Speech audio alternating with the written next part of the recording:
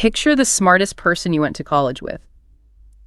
You know the one. Oh, yeah, we all have that one specific person in mind. Right. The one who just absolutely wrecked the grading curve in every single class. The one who secured the elite internships without seemingly even breaking a sweat. They had that kind of raw intellectual horsepower that makes everyone else feel like they are, operating in slow motion. Exactly. But here is the thing.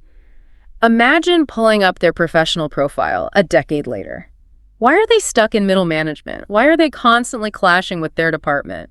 While the person who barely scraped by in your group projects is somehow running the entire division. Well, it is the ultimate predictive blind spot in modern society, really. We have this deeply ingrained assumption that intellect and success are just perfectly correlated. Like a guaranteed algorithm? Yeah, exactly like an algorithm. You input a high IQ and an Ivy League degree, and you assume the output is guaranteed leadership and stability. But that algorithm fails constantly. It fails in the workplace, it fails in neighborhoods, it fails in families.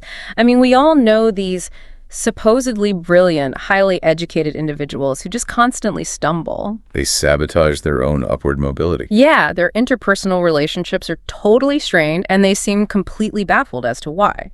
So today we are dismantling that broken algorithm.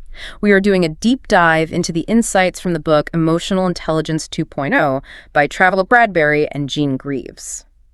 And the mission today isn't to just toss around the buzzword EQ and tell you to be nicer to your coworkers, because that is the common reductive misunderstanding of emotional intelligence. People treat it as a synonym for just being charismatic, right, or highly agreeable. Right, or exceptionally outgoing. Yeah. But it is none of those things. I mean, an introvert can have a remarkably high EQ, and a fiercely aggressive negotiator can have a remarkably high EQ too. Exactly.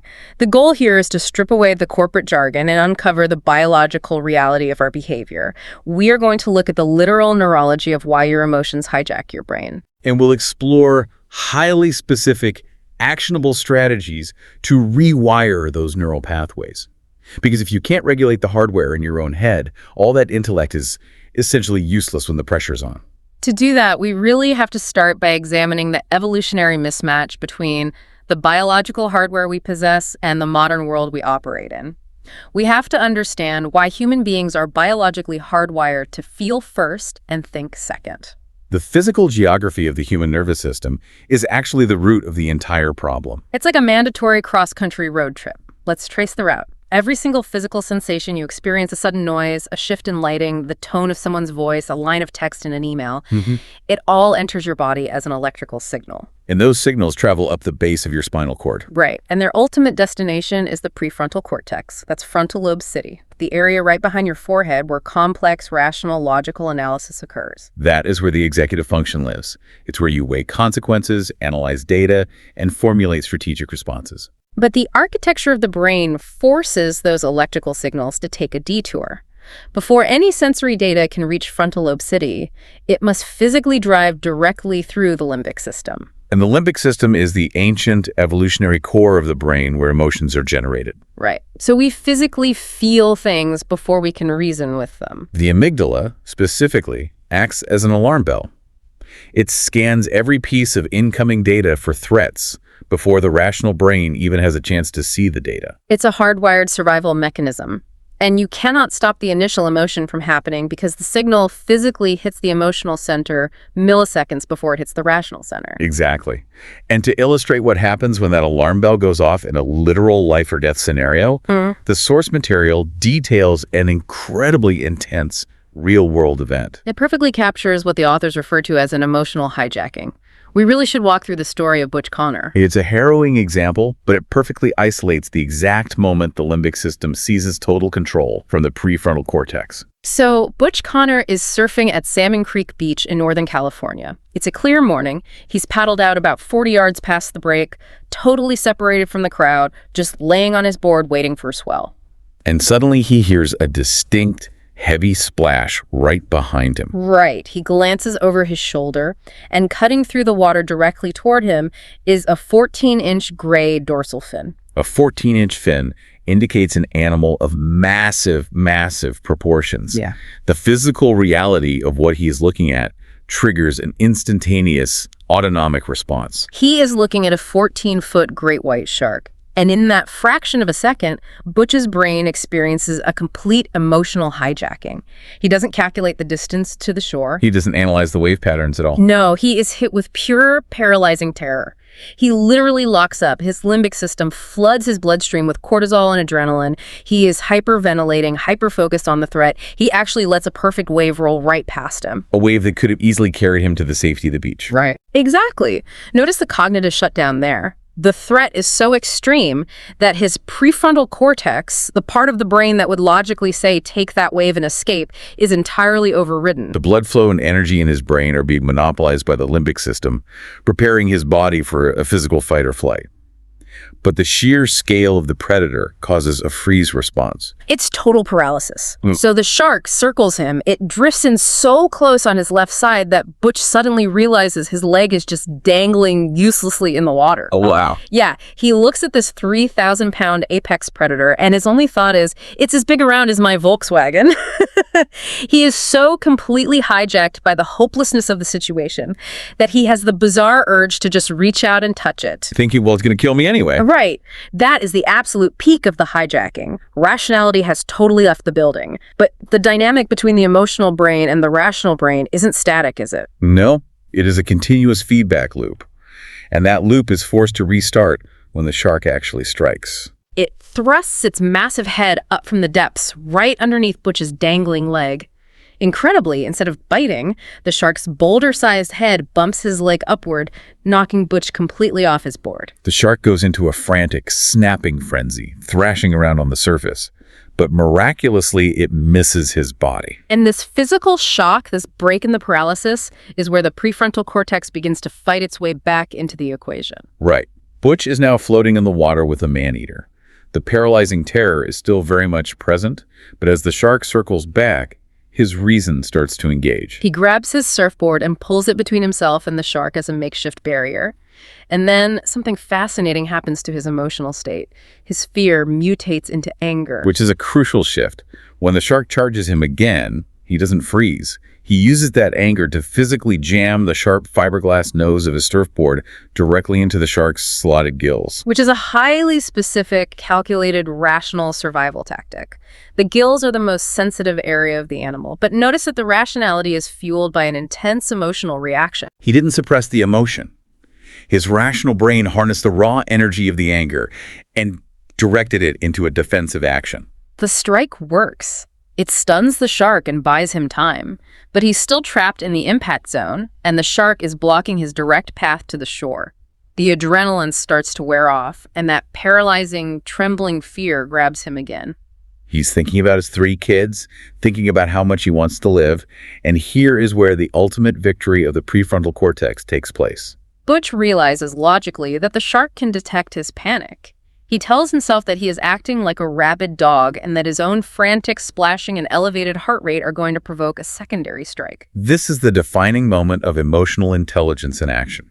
His frontal lobe is recognizing the physiological state of his body, analyzing the external risk that state poses, and sending a direct command to the limbic system to regulate itself. He forcefully commands himself to calm down, and incredibly his body obeys. The trembling stops. The blood rushes back to his extremities. He feels a sudden surge of controlled strength. He waits for an opening, paddles with calculated precision through a treacherous rip current for 5 agonizing minutes, and actually makes it to the beach alive. Now, obviously, fighting off a great white shark is an extreme outlying scenario.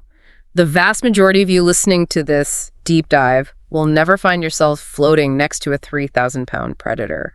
Right, but the underlying biological battle, that exact neurological struggle between the limbic system's emotional surge and the frontal lobe's rational response is happening to you on a daily basis. It happens multiple times a day. You experience micro-hijackings constantly. A client threatens to pull their account, a car swerves into your lane on the highway. Or a coworker subtly takes credit for your work during a team call.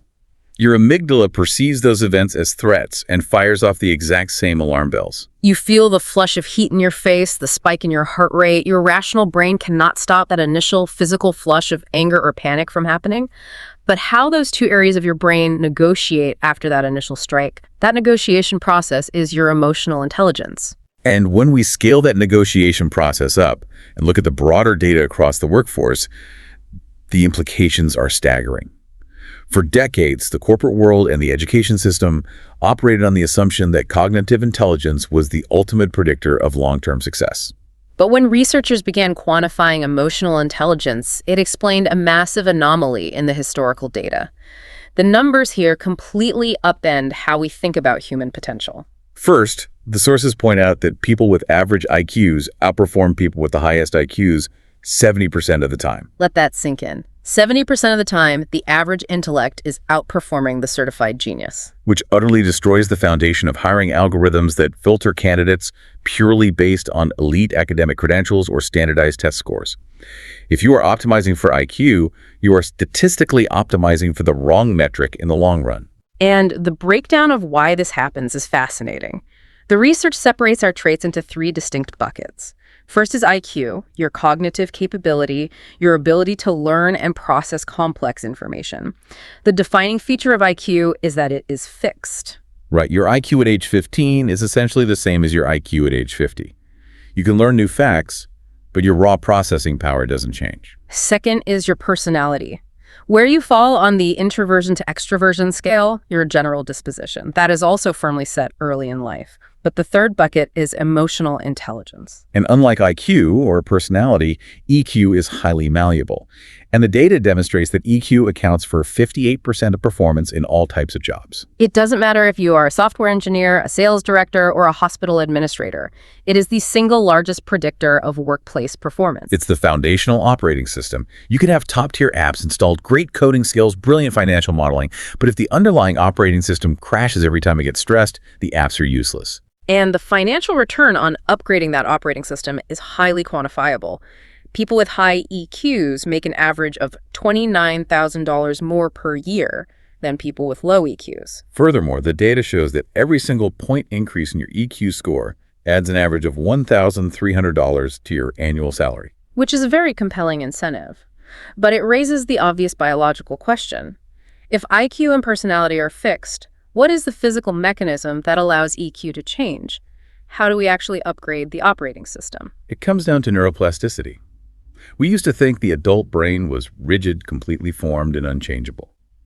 But neurology has proven that the brain is highly plastic. It can physically alter its structure based on repeated experiences. Every single time you practice an emotionally intelligent response, you are physically building a neural pathway connecting your rational prefrontal cortex to your emotional limbic system. To visualize this, a single brain cell, a neuron, has the capacity to grow 15,000 tiny branches, called dendrites, to connect with its neighboring cells. When you experience a trigger, say, an aggressive email, and your default response for 10 years has been to fire back a defensive reply, that neural pathway is incredibly thick. It's a superhighway of instant reactivity. Meanwhile, the pathway for pausing, analyzing the email objectively, and responding calmly is like a tiny, overgrown dirt road. The electrical signal is always going to take the path of least resistance, which is why reacting defensively feels so automatic and natural. But if you force yourself to stop and you actively choose to take the dirt road, you stimulate those neurons. With repeated practice, the brain initiates myelination. It insulates that new pathway, making the transmission of electrical signals faster and more efficient. You're physically paving the dirt road. Over time, that new emotionally intelligent response becomes the 5-lane superhighway, and the old reactive pathway literally atrophies from lack of use. The urge to snap back fades away because the new habit is physically hardwired into the architecture of your brain. But construction requires a blueprint. If we want to build that superhighway, where do we actually begin? The framework provided by the authors breaks EQ down into 4 core skills, divided into 2 domains: personal competence and social competence. Personal competence focuses on your relationship with yourself, and it starts with the bedrock of all emotional intelligence. Skill 1, self-awareness. Looking inward. Yeah. If you want to manage the traffic on your neural highway, the absolute prerequisite is knowing exactly what kind of vehicles are on the road right now. Self-awareness is defined as the ability to accurately perceive your own emotions in the moment they are happening and understanding your tendencies across situations. It sounds deceptively simple. Most people assume they know how they feel, yet the research data indicates that only 36% of people can accurately identify their emotions as they happen. That means nearly two-thirds of the population is walking around being subtly or overtly manipulated by emotional currents they cannot even name. But I have to challenge the methodology here because when I was reading the specific strategies for developing self-awareness, I felt a significant amount of friction. Oh, how so? Well, the text heavily emphasizes leaning into your discomfort. It tells us to sit with our negative feelings and examine them deeply. But isn't there a risk of just spiraling? What do you mean by spiraling? Like, if I'm feeling intensely anxious before a major presentation and I sit there deeply analyzing my anxiety, don't I risk psyching myself out entirely? What happened to the fake it till you make it philosophy? Why shouldn't we just employ a little positive defraction and push through? That's a very common, very rational objection. We are biologically conditioned to avoid pain and seek comfort, so naturally our instinct is to suppress negative emotions. The problem is that suppression is an illusion. So the feeling doesn't actually go away. Right. Ignoring an emotion does not neutralize the physiological reality of it. If you're anxious, your body is still producing cortisol, your heart rate is still elevated. By ignoring it, you just force the emotion underground. You increase your allostatic load, the physical wear and tear on the body from chronic stress. Exactly. And when you force it underground, it inevitably resurfaces later, usually disproportionately, when your cognitive defenses are down. Leaning into the discomfort isn't about wallowing in self-pity. It's an investigative process, right? Yes, it's taking the temperature of the room. If you lean into that pre-presentation anxiety, you might realize you aren't actually afraid of public speaking. You're anxious because you know slide number 4 has weak data, and you are terrified of being exposed. Oh, wow. Once you identify the specific root cause, the generalized panic dissipates, and you can actually just fix slide 4. Exactly. That makes sense. The source material outlines a strategy that ties directly into this called quit treating your feelings as good or bad. We have this habit of judging our internal state. We say to ourselves, I shouldn't feel jealous of my colleague's promotion. Jealousy is a toxic emotion. I am a bad person for feeling this. And the irony is that passing moral judgment on the emotion doesn't make the jealousy go away. It just heaps a secondary emotion like guilt or shame right on top of the original jealousy. Now you have a tangled mess of negative affect to deal with. The strategy is to suspend judgment entirely. Emotions are not moral failings. They are just data points. They are biological indicators of how you are interpreting your environment. If you stop fighting the emotion and just observe it objectively, okay, I'm experiencing jealousy right now. That is happening. You remove the friction. The feeling runs its natural course and vanishes much faster than if you fight it. To utilize that beta effectively, another critical strategy is to observe the ripple effect. We tend to view our emotions in a vacuum, believing they only impact our internal state. We have to map out how our emotional baseline impacts the physical environment around us. Let's construct a hypothetical here. Imagine a director at a tech firm who is under immense pressure from the board. She walks into the weekly team meeting, sees a minor formatting error on a report, and just loses her temper. She aggressively berates the project lead in front of 12 other people. Now, internally, she might justify this. She thinks, well, I am setting a standard. I'm holding them accountable. A little fear will sharpen their focus. She views her anger as a localized, functional tool. But she's entirely blind to the ripple effect. What is the actual consequence of that outburst on the broader network? To innovate, to solve complex problems, a team needs psychological safety. They need to be willing to propose unconventional ideas. But when they see the project lead publicly humiliated over a minor error, the ripple effect is a profound chilling of risk-taking. Everyone in that room immediately prioritizes self-preservation. They stop speaking up. They hide minor issues instead of asking for help, fearing another explosion. 6 months later, the department's productivity has tanked, innovation is non-existent, and the director is sitting in her office frustrated, completely oblivious to the fact that her single emotional outburst permanently altered the ecosystem of her team. Self-awareness requires you to watch where your emotional stones land in the water. Another fascinating dimension of self-awareness is the strategy to know your buttons. We all have specific triggers, behaviors or situations that instantly bypass our rational filters and provoke a disproportionate emotional response. And the authors point out that knowing who or what pushes your buttons is only the surface level. True self-awareness is discovering the historical origin of the trigger. They use the example of the drama queen coworker. We all know this person. They enter every meeting loudly, they turn minor inconveniences into theatrical tragedies, they constantly demand the center of attention. If you are someone who values efficiency and understatement, this behavior is absolutely infuriating. The standard reaction is just to label the coworker as obnoxious and let your blood pressure spike every time they enter the room. But if you dig into the mechanics of the trigger, you have to ask yourself, why does this specific behavior enrage me so deeply, while other annoying behaviors, like a coworker chewing loudly, barely register? That's the investigative work. Maybe you sit with that discomfort and realize that the theatrical coworker unconsciously reminds you of your older sibling. A sibling who dominated your childhood home with their emotional needs, constantly stealing the spotlight, leaving you feeling marginalized and unheard. You'd spend 20 years promising yourself you would never let someone overshadow you like that again. The moment you make that psychological connection, everything shifts. It is a massive aha moment. You realize your intense anger isn't actually about the coworker at all. It's an echo of your past. And once you understand the origin, the coworker immediately loses their power over your nervous system. They are no longer a massive existential threat to your agency.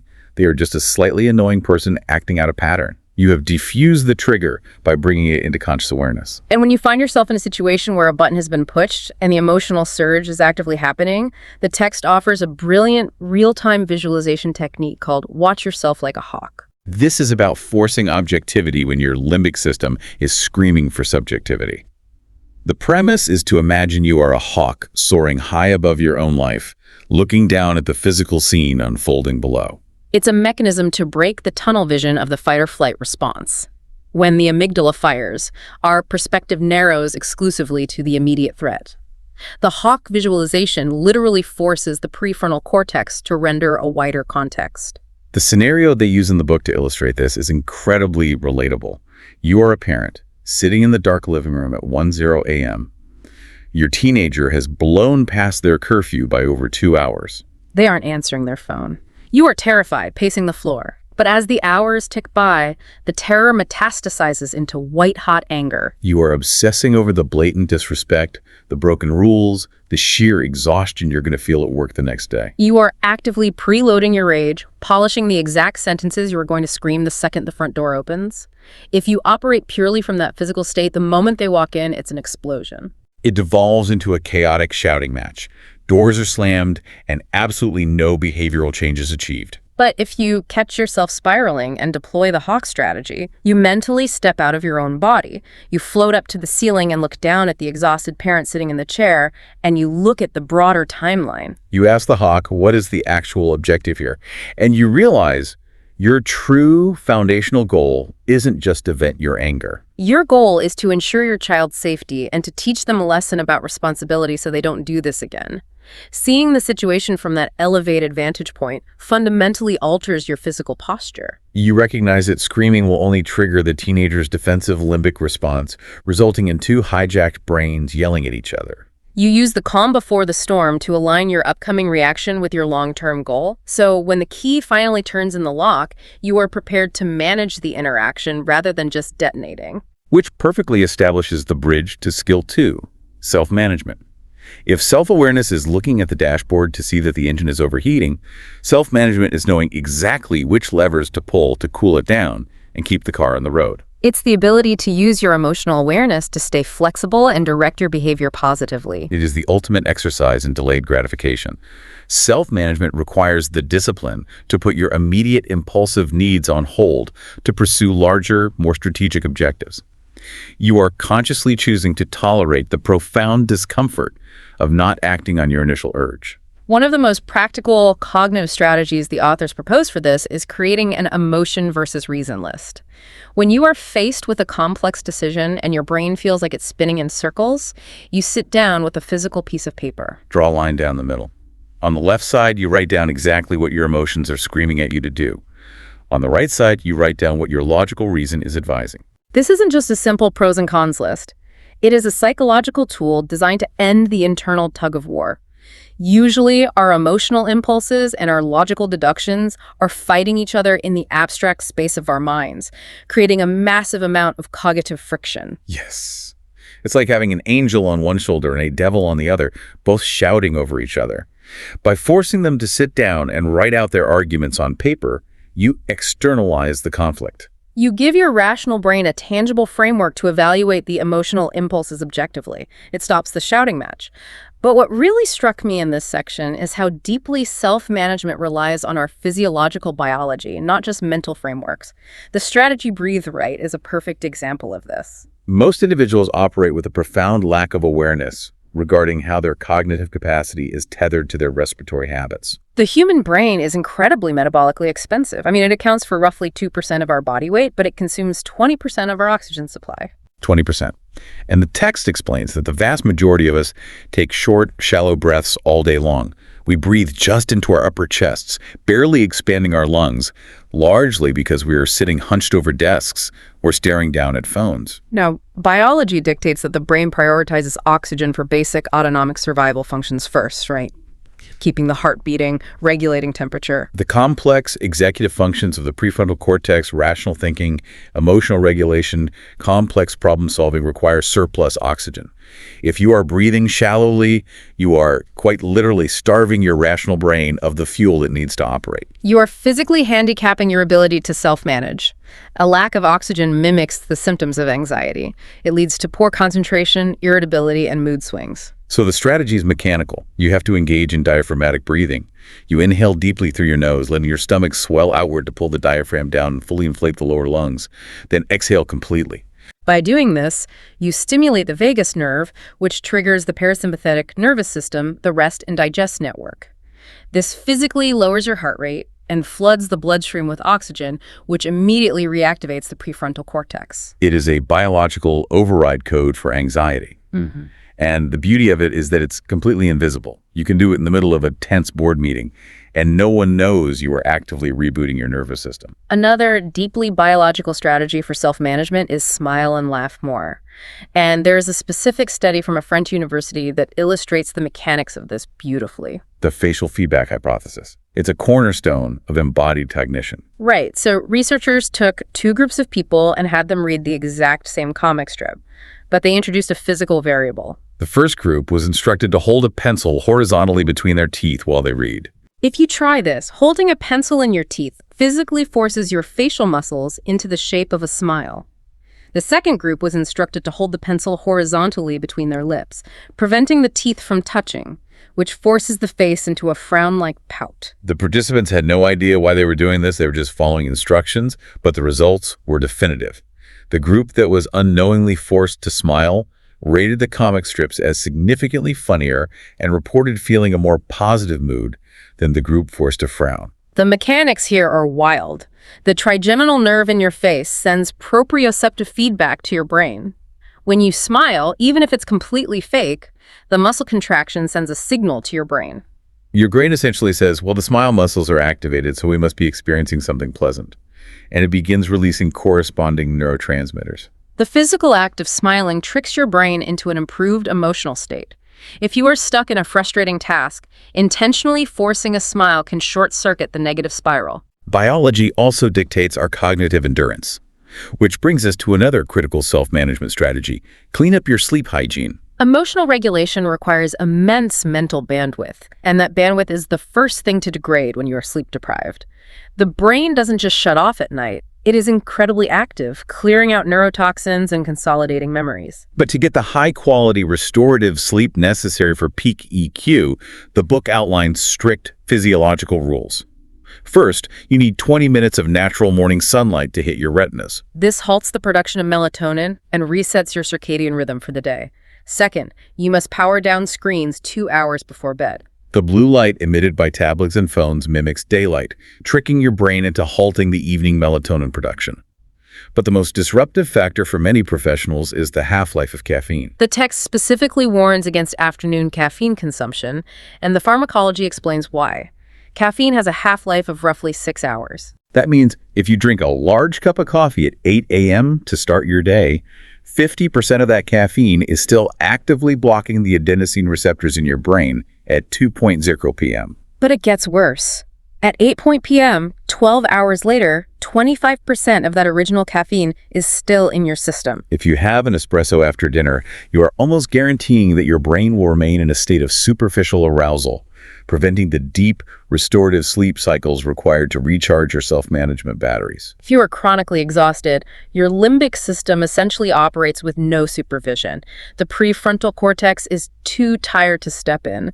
Now, assuming you are well rested, there are times when a trigger hits so fast that you need an immediate circuit breaker. The book suggests an adult adaptation of a very old concept, count to 10. We all learned this in kindergarten.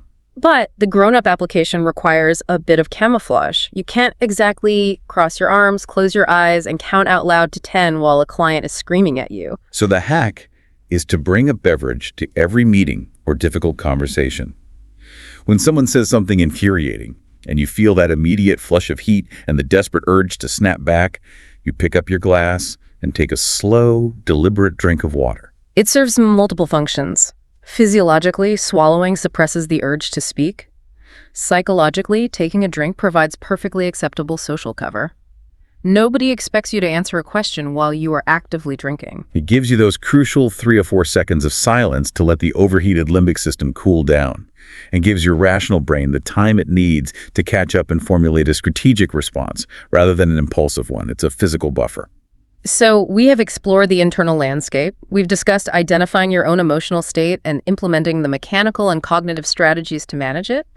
But emotional intelligence does not exist in a vacuum. We operate in complex social networks. This brings us to the domain of social competence, beginning with skill 3, social awareness, reading the room. If self-awareness is looking at your own dashboard, social awareness is looking out the windshield at the other drivers. The core concept here is the ability to accurately pick up on the emotions in other people and understand what is truly going on with them beneath the surface of what they are saying. It requires an almost anthropological level of observation. You have to learn to study human behavior in its natural environment, picking up on micro-expressions, shifts in tone, and body language, without letting your own internal biases or goals distort the data you are collecting. And this is where I experience another major moment of pushback against the source material. One of the primary strategies for building social awareness is explicitly titled, "Don't take notes at meetings." Which goes against everything we're taught, right? Right. I mean, for my entire professional career, I have equated note-taking with engagement. If I am in a meeting, furious scribbling on my tablet or in my notebook shows everyone that I am hyper-focused, productive, and absorbing every detail. Why would the authors tell us to stop doing the exact thing that signifies competence? Because it exposes one of the most pervasive myths in modern corporate culture, the myth of multitasking. Neuroscience is incredibly clear on this point. The human brain is incapable of performing 2 complex cognitive tasks simultaneously. When you think you're multitasking, your brain is actually rapidly context switching between the 2 tasks, degrading your performance in both. The authors paint a very vivid picture of the cost of this context switching. Imagine you are in a high-stakes strategy meeting. You are looking down at your laptop, typing out bullet points to capture the technical details of the quarterly projections. Suddenly, the tone of a colleague's voice shifts abruptly. The cadence of the conversation breaks. You look up from your screen, sensing the tension, but you are completely lost. You have no idea what caused the shift in mood. You capture the data, but you miss the human story. By focusing your visual attention on the screen, you blinded yourself to the nonverbal communication happening in the room. You missed the subtle eye roll from the marketing director. You missed the defensive crossing of arms by the lead engineer. You missed the micro-expression of panic on the presenter's face when a specific metric was mentioned. Human communication is overwhelmingly nonverbal. If you want to possess social awareness, you have to look up. You have to prioritize the observation of faces and bodies over the transcription of words. The pen and paper or the laptop screen act as a physical barrier to emotional reality. To observe effectively, you must also eliminate the barriers within your own mind. This leads to the strategy of clear the clutter. And the most obstructive clutter we deal with isn't physical paperwork. It is our own relentless internal monologue. We are constantly narrating our own lives, and the absolute worst manifestation of this internal chatter occurs during conversations. We all do it.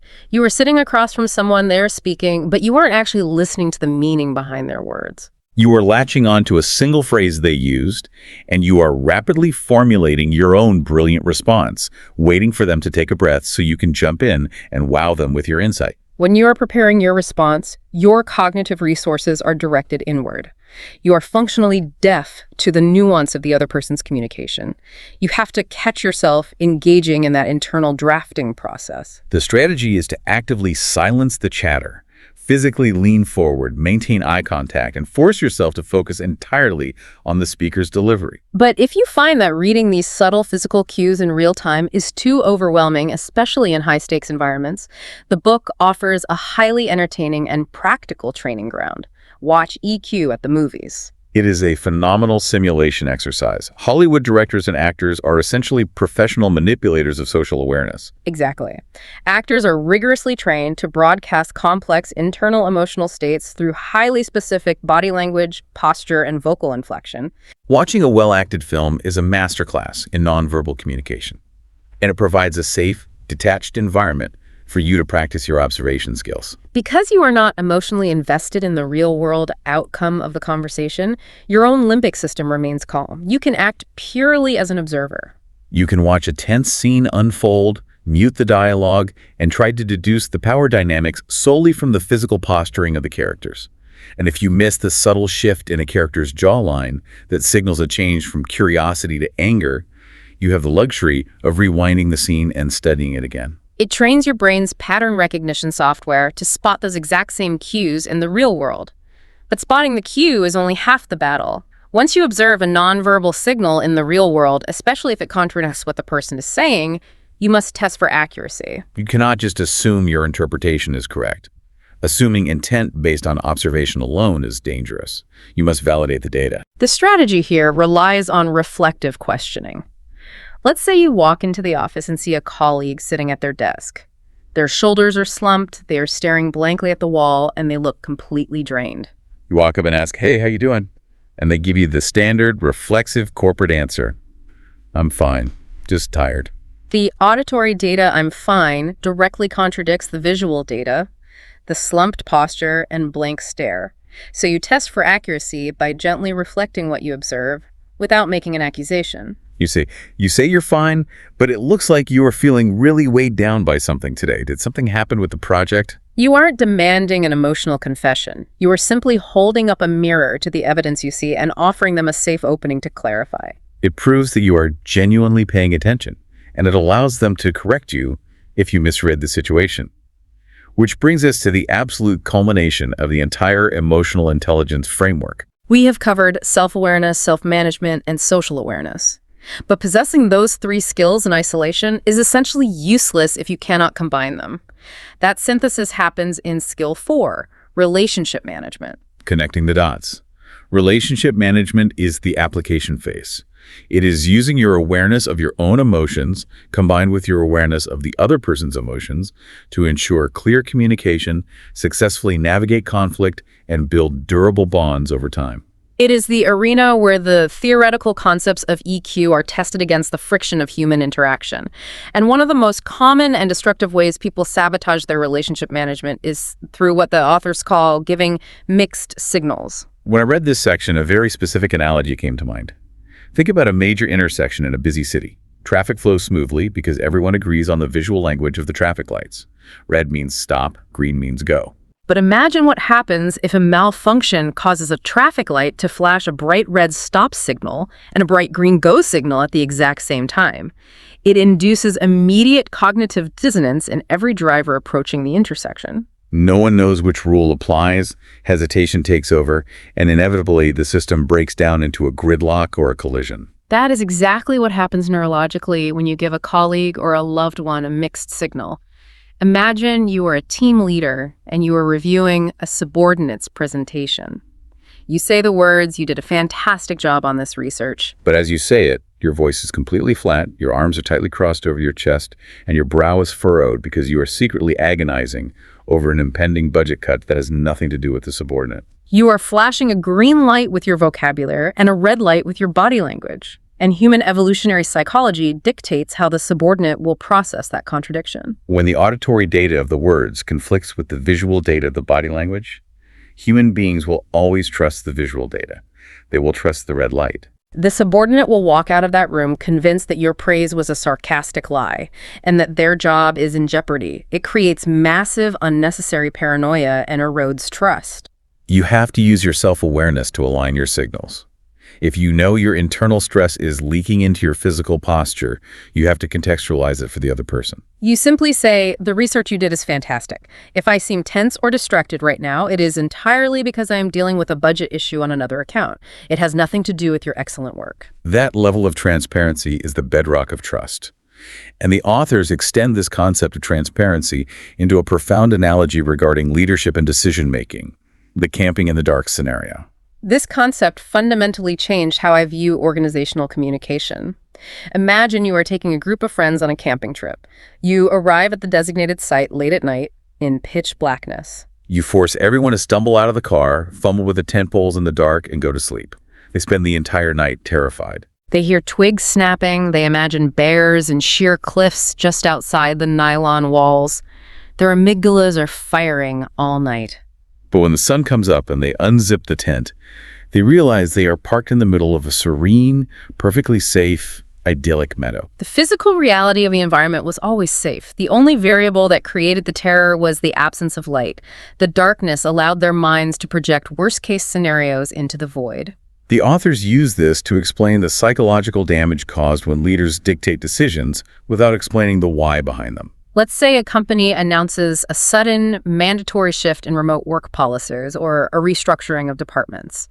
If the leadership just drops that decision in an email with zero context, they are dropping their employees in the dark wilderness. The employees will immediately assume the worst layoffs are coming, the company is failing, their specific jobs are targeted. They wake up terrified and defensive. The role of an emotionally intelligent leader is to provide the light. Even if the news isn't a beautiful meadow, even if the news is genuinely difficult, transparency mitigates the panic. You have to explain the alternatives that were considered, the financial realities that forced the decision, and explicitly acknowledge how the change will impact their daily lives. Providing the why illuminates the landscape. It turns a terrifying unknown into a manageable reality, which preserves the relationship between leadership and staff. But transparency isn't a magic wand that eliminates all friction. Sometimes, relationship management means stepping directly into the fire of interpersonal conflict. The authors provide a meticulous, step-by-step strategy for this, titled, Tackle a Tough Conversation. They map it out using a highly volatile scenario. Let's dissect the Judith scenario, because it is an absolute masterclass in navigating a hijacked conversation. Here's the setup. Judith is your employee. She applied for a significant promotion, but you decided to hire an external candidate. Before you could schedule a meeting to tell her, the news leaked. She found out through the office grapevine. She bursts into your office, her face is red, her voice is quivering with anger and betrayal, and she demands, "Why did I get passed over?" She is fully hijacked. Her limbic system is in total control, fueled by embarrassment and anger. If you react defensively, if your own amygdala perceives her tone as a threat to your authority, the relationship is irreparably destroyed. So the strategy outlines a precise sequence to de-escalate and reconstruct the dynamic. Step 1, start with agreement. You completely bypass the urge to justify your hiring decision. You find the bedrock of common ground. You look her in the eye and say, "Judith, I deeply value your contributions to this team, and I am incredibly sorry that you learned this news from someone other than me. You deserve to hear it from me directly." You validate her emotional reality. Step 2, ask for her side. You give her the floor to vent her frustration without interrupting. And this leads to step 3, which is arguably the most difficult test of self-management in the entire book. You must resist the urge to plan your rebuttal while she is speaking. We talked about the internal monologue earlier. While she is venting, your ego is going to be screaming at you to formulate a defense. You have to physically silence that urge and truly listen to the depth of her disappointment. Once she has exhausted her emotional energy and feels genuinely heard, her limbic system will begin to calm down. Only then do you proceed to Sidreif. Step 4, helping her understand your side. You explain the rationale clearly, without retreating behind vague corporate jargon. You specify that the role required 5 years of direct management experience, which the external candidate possessed. You present the facts neutrally, not as an attack on her worth. Step 5 is pivoting to the future. I am deeply invested in your trajectory here. Let's map out a plan over the next 6 months to get you that specific management experience so you are ready for the next opening. And finally, step 6 is the follow-through. You actually schedule that follow-up meeting so she knows it wasn't just empty appeasement. It requires all 4 pillars of emotional intelligence firing simultaneously to pull that off. You have to manage your own defensive triggers, read her shifting emotional state, and guide the dialogue. But what happens if you try all of this and the conversation just refuses to stabilize? What if you are trapped in a toxic loop where both parties are just hurling blame for past mistakes back and forth? When a dialogue enters a death spiral, you have to radically shift your persona. The book advises adopting the mindset of an airline gate agent. They call it offering a fix-it statement. Think about the pure chaos of a canceled flight at a major airport. 200 angry, exhausted people are swarming the desk, screaming at the gate agent. The genius of the professional gate agent is that they refuse to engage in a debate about causality. They do not argue about whose fault the weather is. They do not defend the mechanics who failed to fix the engine. They remain entirely emotionally neutral and focus 100% of their energy on the repair. They acknowledge the frustration and immediately pivot to the solution. I understand you are angry. Let's look at the rebooking options for the 6:00 a.m. flight. When your argument at work or at home is spiraling into a history lesson of past grievances, you have to become the gate agent. You hit the neutral reset button, you step back, lower your voice, and offer a fix-it statement. You say something remarkably simple like, "This conversation is really hard right now," or "I feel like we're both just getting defensive. How are you feeling?" You completely drop the rope of the argument. It acts like a circuit breaker. It forces both parties to stop arguing about the past and acknowledge the current emotional reality of the room, allowing you to begin repairing the communication process itself. So we have thoroughly mapped the micro-level mechanics of EQ. We've gone from the individual neuron up to the interpersonal conversation. But the authors conclude their research by zooming out to the macro level. They analyze the aggregated EQ scores of hundreds of thousands of individuals across various demographics, and the data reveals that emotional intelligence is highly susceptible to systemic environments, cultural norms, and time. Let's start with the corporate hierarchy, because this specific finding seems like a total paradox. The higher you climb the corporate ladder, the more your job relies on managing people rather than doing the technical work yourself. Yet, the data definitively shows that CEOs and senior executives have the absolute lowest EQ scores in the entire workplace. They score lower than middle managers, lower than supervisors, and lower than the frontline staff. How is that functionally possible? It seems contradictory until you analyze the systemic incentives of the corporate promotion structure. It exposes a massive flaw in how we groom leadership. Organizations almost universally promote individuals based on their tenure and their mastery of hard skills, their IQ. Right. The brilliant software engineer gets promoted because they write the cleanest code. The ruthless financial analyst gets promoted because their models generate the highest yield. They're rewarded purely for technical competence. But as they move up past middle management into the executive suite, a structural isolation occurs. They stop interacting with the frontline employees. Their daily interactions are restricted to a small bubble of other executives and board members who are also hyper-focused on metrics. Because they are insulated from the daily friction of managing diverse human personalities, their social awareness and relationship management skills atrophy from lack of use. Their EQ scores plummet as they climb. It's the Peter Principle applied to emotional intelligence. They rise to the level of their emotional incompetence. However, the researchers noted a vital caveat. When they looked only at the pool of executives, the individuals within that group who were rated as the absolute top performers, the ones driving the most sustainable growth, overwhelmingly possessed high EQ scores. So the system doesn't actively filter for EQ, but EQ remains the ultimate differentiator for enduring leadership success once you reach the top. The macro data also reveals the profound physiological impact that broad environmental stress has on our collective emotional intelligence. The researchers tracked the national average EQ score in the United States over a decade. For years, the score was climbing steadily as awareness of the concept grew. But in 2008, the trend line collapsed. The 2008 global financial crisis, it caused a massive statistical drop in the emotional intelligence of the entire country. And if you think about it purely biologically, it perfectly validates everything we've discussed today. When the stock market crashed, when millions of people were facing foreclosure, layoffs, and intense economic anxiety, their brains were thrust into a chronic state of martial law. The amygdala was constantly firing. And as we established, Regulating that fear using the prefrontal cortex to maintain self-management and social awareness requires immense cognitive bandwidth. The chronic stress of 2008 essentially consumed the nation's cognitive bandwidth. People literally didn't have the surplus mental energy required to pause, reflect, and manage their relationships. They reverted to their primal reactive limbic responses. The authors noted that we effectively lost millions of highly skilled EQ soldiers in a single year because the environmental pressure hijacked their hardware. It is a stark reminder that EQ is not a permanent achievement. It is a perishable skill that requires aggressive maintenance, especially during crises. This concept of EQ developing and fluctuating over time perfectly segues into the generational data. The researchers uncovered a significant disparity in self-management skills between the older generation of baby boomers and the younger generation Y entering the workforce. And it is so tempting to look at that gap and fall back on the lazy, stereotypical narrative.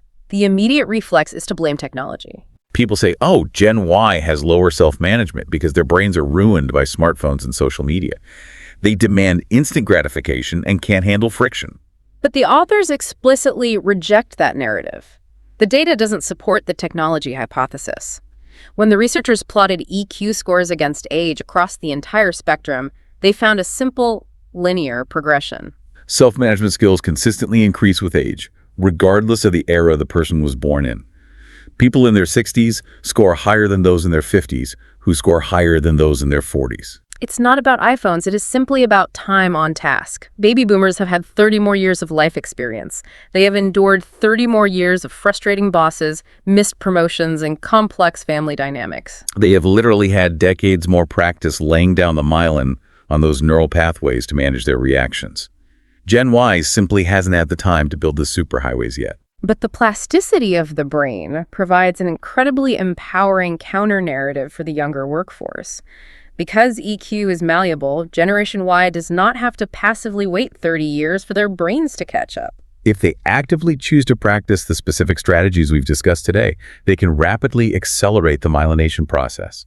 They can consciously bridge the generational gap and position themselves as the emotionally intelligent leaders of the future as the older generation retires. Which brings us to the final and perhaps most urgent macro-level finding in the entire book. The researchers expanded their scope internationally to compare the EQ profiles of executives in the United States against executives in China. The results are what the authors essentially describe as a global threat to American corporate competitiveness. The data showed a massive discrepancy. Chinese executives averaged a full 15 points higher in the domains of self-management and relationship management than their American counterparts. 15 points. And remember, the financial metric we discussed earlier. Every single point of EQ correlates to roughly a $1,300 increase in performance value. An aggregate 15-point advantage across an entire executive class represents an astronomical competitive edge in the global market. The researchers attribute this gulf to fundamental differences in cultural systems and historical norms regarding behavior and relationship building. In the United States corporate culture, we pay a massive amount of lip service to emotional intelligence. We print it on inspirational posters, we put it in the core values section of the HR handbook, and we mandate half-day seminars on empathy. But the actual incentive structure of the American workplace still ruthlessly rewards individualism, aggressive self-promotion, and short-term quarterly metrics. We talk about EQ, but we promote for IQ and aggression. Conversely, the researchers noted that in Chinese business culture, there is a deep historical expectation of strict emotional discipline. Public emotional outbursts or losing one's temper in a professional setting are viewed as a profound loss of face and personal shame. The cultural system actively enforces self-management. Furthermore, the Chinese concept of guangxi, the building of deep reciprocal networks of relationships, is paramount. It's not just a networking event where you exchange business cards. Chinese executives routinely dedicate massive amounts of time to dinners and social engagements with their staff and partners, Discussing family, personal aspirations, and building genuine, durable bonds before any business is ever transacted. They are culturally mandated to practice the exact relationship management strategies that American companies often view as a distraction from real work. The American corporate model is relying on the algorithm of intellect, while the global competition is actively weaponizing emotional intelligence on a systemic scale. It is a powerful validation of the premise that the hardware of the human brain dictates the success of the enterprise. So we have journeyed from the anatomical structure of the spinal cord to the boardrooms of the global economy. What does all of this data, all of this biology actually mean for you listening right now? It means that the narrative of fixed potential is false. Emotional intelligence is not a mystical aura. It is not an unalterable personality trait that the universe either gifted to you or denied you at birth. It is a physical, biological pathway constructed of cells and electrical impulses inside your own head, and you hold the absolute power to dictate how that pathway is built. You can transform the chaotic dirt road of your impulsive reactions into a highly efficient superhighway, but it requires deliberate, conscious, daily practice. You have to commit to looking inward to map your triggers. You have to actively manage your physiology, your breath, your sleep, so your rational brain has the oxygen to take the wheel. You have to clear the clutter of your own ego to truly observe the people around you, and you must tackle the friction of relationships with radical transparency and empathy. The knowledge of these mechanics is useless without application. Reading the book or listening to this deep dive does not build the myelin sheath. Action does. So here is your direct, practical challenge. Do not attempt to implement all 66 strategies from the source material at once. The brain will reject the overwhelming change. Pick just one specific tactic we discussed today. Maybe tomorrow morning you focus exclusively on breathing, right? Taking deep diaphragmatic breaths during your commute to flood your prefrontal cortex with oxygen. Or maybe you bring a glass of water to your afternoon team meeting so you can physically count to 10 when the conversation gets tense. Or perhaps you focus entirely on clearing the clutter, forcing yourself to truly listen to a family member without secretly drafting your response. Pick one strategy and execute it tomorrow. And as you begin that practice, it is worth considering a broader philosophical shift in how we approach our own well-being. I want to leave you with a final provocative thought to mull over. In modern society, we universally accept the concept of daily physical hygiene. We accept that we must brush our teeth every single morning and every single night to maintain dental health. It is a preventative discipline. We do not wait until our teeth are rotting and falling out of our skulls before we decide to pick up a toothbrush. Yet, inexplicably, we treat our emotional well-being as something we only need to address during a catastrophic crisis. We only examine our emotional hardware when the X-ray shows a massive, painful break, when a marriage is collapsing or a career is derailing, to go back to how we started this deep dive. We have culturally categorized emotional management as a desperate response to pathology, rather than an essential daily practice of baseline health. Exactly. So ask yourself the defining question. What would the trajectory of your life, the ceiling of your career, the depth of your relationships, the stability of your internal peace, what would it actually look like if you treated your emotional hygiene with the exact same ruthless, daily, preventative discipline as you do your physical health? It is a question that challenges the core of our daily routines. Until next time, keep diving deep.